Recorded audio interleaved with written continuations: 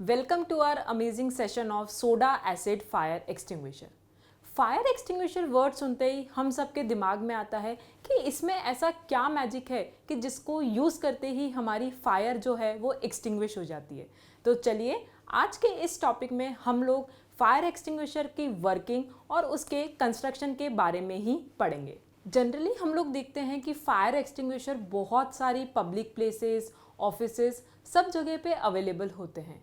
They are generally used to put out small fires and prevent them from spreading. Fire extinguishers की अगर हम लोग बात करें तो ये बहुत वेरियस टाइप्स के होते हैं और इनमें से सबसे कॉमन टाइप है that is soda acid fire extinguisher. Soda acid fire extinguisher की अगर हम लोग बात करें तो इसमें हम लोगों ने मेटल सिलेंडर लिया है जिसको हम लोगों ने रेड कलर से पेंट किया है। इस मेटल सिलेंडर में हम लोगों ने स्ट्रॉन्ग सोल्यूशन लिया है sodium hydrogen carbonate that is baking soda solution. साथ ही अगर हम लोग बात करें तो टॉप ऑफ दी बॉटल पे हम लोगों ने देखा है कि हमने एक वायर केज लिया है जिसके अंदर हम लोगों ने एक बॉटल ली है और उस बॉटल के अंदर हमने सोल्यूशन फिल किया है सल्फ्यूरिक एसिड का। जैसा कि आप लोग देख रहे हैं उसके जस्ट ऊपर हम लोगों ने एक मेटल नॉब ली है। मेटल नॉब डायरेक्टेड है आउटवर्ड डायरेक्शन में और साथ ही ये कंटिन्यूसली क्या कर रही है, मूव कर रही है। साइड की अगर हम लोग बात करें तो एक ट्यूब अटैच्ड है और उसके एंड पे नॉब प्रेजेंट है।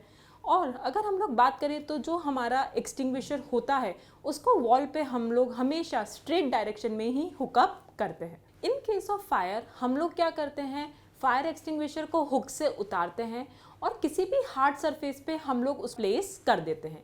इसकी वजह से जो हमारी मेटल नॉब है वो डाउनवर्ड डायरेक्शन में मूव करती है और ओपनिंग क्रिएट करती है in the bottle of sulphuric acid. इसकी वजह से सल्फ्यूरिक एसिड बाहर मूव करता है और सोल्यूशन ऑफ बेकिंग सोडा के साथ मिक्स हो जाता है। फाइनली बेकिंग सोडा और सल्फ्यूरिक एसिड की केमिकल रिएक्शन होती है और हमें प्रोडक्ट्स मिलते हैं sodium sulphate, carbon dioxide gas and water. Finally हम लोग देखते हैं कार्बन डाइऑक्साइड गैस बहुत ज़्यादा प्रेशर इंक्रीज कर देती है सिलेंडर के अंदर और इसी की वजह से जो हमारा मिक्सचर है वो भी नोजल से बहुत ग्रेट प्रेशर से निकलने की कोशिश करता है। और इसी के साथ हम लोग क्या करते हैं, जो नोजल होती है उसको फायर की तरफ ही पॉइंट आउट करते हैं ताकि जो हमारा मिक्सचर है वो डायरेक्टली क्या हो, फायर की तरफ ही रिलीज हो। इसमें हम लोग देखते हैं वाटर जो होता है वो क्या होता है, हमारे सब्सटेंस का जो टेम्परेचर है उसको काफ़ी लोअर डाउन कर देता है। तो इसके वजह से जो हमारा सब्सटेंस है वो एक्सटिंग्विश हो जाता है। At the same time carbon dioxide gas क्या करती है, उसके ऊपर एक ब्लैंकेट फॉर्म कर लेती है जिसकी वजह से जो ऑक्सीजन की सप्लाई है वो कट ऑफ हो जाती है। और इन दोनों के कंबाइंड इफेक्ट से हम लोग देखते हैं कि जो हमारी फायर है वो बहुत इजीली क्या होती है, एक्सटिंग्विश हो जाती है। तो आज के इस टॉपिक में हम लोगों ने देखा कि किस तरीके से soda acid fire extinguisher work करता है और क्या क्या कंपोनेंट्स इसके अंदर प्रेजेंट है। एक छोटा सा फैक्ट है जो आपको याद रखना है, अगर हमें इलेक्ट्रिकल फायर्स को एक्सटिंग्विश करना है तो हम लोग सोडा एसिड फायर एक्सटिंग्विशर को यूज़ नहीं कर सकते। उसका रीज़न ये है, आप लोगों ने देखा था हम लोगों ने केमिकल रिएक्शन करवाई थी जिसमें हम लोगों ने बेकिंग सोडा की रिएक्शन करवाई है सल्फ्यूरिक एसिड से और उसमें एक प्रोडक्ट आपको ऑब्टेन हुआ था दैट इज सोडियम सल्फेट।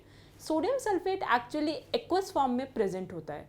जब वो एक्वस फॉर्म में प्रेजेंट है तो वो गुड कंडक्टर है इलेक्ट्रिसिटी का। तो इस वजह से जब इलेक्ट्रिकल फायर्स होगी तो वो उसको एक्सटिंग्विश नहीं करता, जबकि वो उसको क्या करेगा, बढ़ा देगा। तो सोडा एसिड फायर एक्सटिंग्विशर को कभी भी हम लोग इलेक्ट्रिकल फायर्स को एक्सटिंग्विश करने में यूज़ नहीं करेंगे। चलिए अब हम देखते हैं कि किस तरीके से हम लोग फायर एक्सटिंग्विशर को यूज़ करते हैं। इसमें बेसिकली हमारे 4 मेजर स्टेप्स हैं जिसको हम लोग रिप्रेजेंट करते हैं थ्रू पास। इसमें P रिप्रेजेंट करता है pull the pin, A represent करता है एम, S रिप्रेजेंट करता है squeeze and another S represent करता है स्वीप। इसमें सबसे पहले हम लोग क्या करते हैं, पिन को पुल आउट करते हैं, उसके बाद हम लोग फायर की तरफ एम करते हैं, उसके बाद जो हमारा मिक्सचर है उसको हम पूरे एरिया में स्क्वीज़ करते हैं और उसके बाद उसको कम्प्लीटली स्प्रेड कर देते हैं। और इन चारों स्टेप्स की हेल्प से फाइनली हमारी जो फायर है वो क्या होती है, एक्सटिंग्विश हो जाती है। आई होप आपको हमारा आज का एपिसोड पसंद आया होगा। अगर आपको हमारा एपिसोड पसंद आया है तो प्लीज़ इसे लाइक करें, शेयर करें और हमारे चैनल को सब्सक्राइब करें। साथ ही आपको इससे रिलेटेड कोई भी क्वेरी है तो प्लीज़ हमें कमेंट बॉक्स में ज़रूर बताएं। तब तक के लिए stay tune and good bye.